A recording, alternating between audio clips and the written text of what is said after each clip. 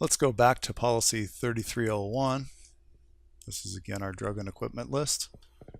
I'm going to search for IO space D, which will bring us to our IO devices. Notice now that the IO devices are split pediatric and adult, and that's because the pediatric IO device is now required for the AEMT. Notice that the option is for either the easy IO or the big, just like the paramedic.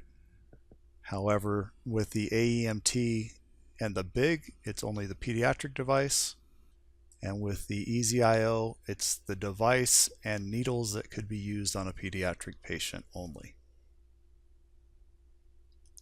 Let's look at how this has changed in protocol. We'll look at policy 4102, the universal patient. I'm going to scroll down to vascular access. So under emergency stabilization, we find venous and vascular access and fluids. And for the AEMT, there is still IV access as a standing order. And now additionally, the order for pediatric IO access when required for emergency stabilization. For the paramedic, adult IO access is here. Additionally,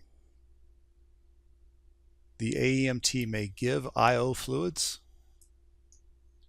but the AEMT may not initiate adult IO access. Let's look at how this has changed in our performance standard 7601. This is the performance standard for intraosseous infusion. Notice that now this standard includes the AEMT.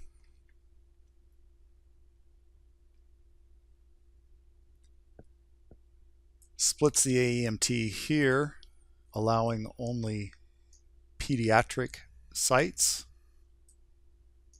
while the paramedic continues to have both adults and pediatrics in their scope of practice for the IO.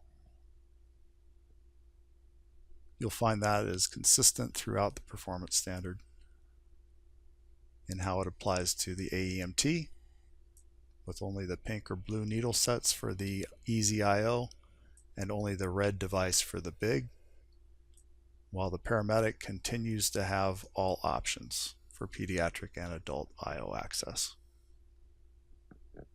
Let's continue with our playlist.